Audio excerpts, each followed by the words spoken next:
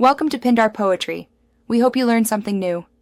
In this video, I will show how to make flower with paper.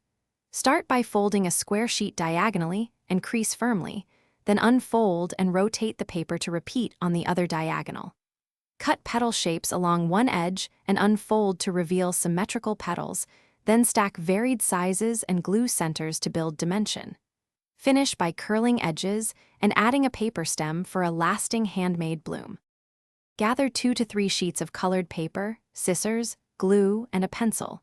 Trace concentric petal templates, cut each size carefully, and sand the edges lightly for a softer look. Use a small dab of glue at the center to stack petals from largest to smallest, gently pressing and allowing each layer to dry briefly. Add a rolled paper stamen or a bead and attach a stem for a finished paper flower. Quick recommendation and a small ad break. If you're enjoying these paper flower tips, please subscribe and like if you are finding the video helpful. Upgrade your clean game with the Shark AI Ultra Robot Vacuum, which hears voice commands and navigates rooms so you can craft without worrying about dust. Check the description for the link and other deals and enjoy a cleaner workspace.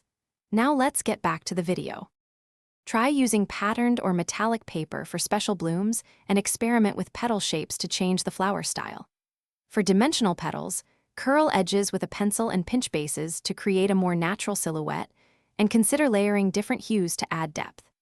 If you need sturdier flowers, coat petals with diluted glue and let dry, then combine multiple blooms on a single stem for an eye-catching bouquet that lasts without water. Thanks for watching. Consider subscribing if we helped you.